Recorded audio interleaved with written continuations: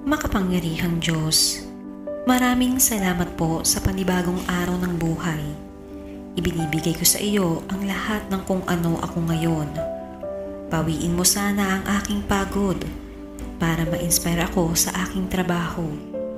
Tulungan niyo po akong tumuklas ng mga bagong paraan para ipakita ang iyong pagmamahal sa lahat ng aking nakakasalamuha.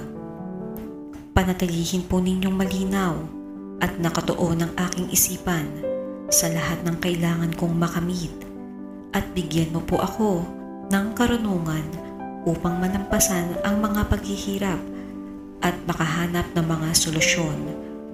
Tumitingin po ako sa iyo at nagtitiwala na kasama kita sa araw-araw. Amen.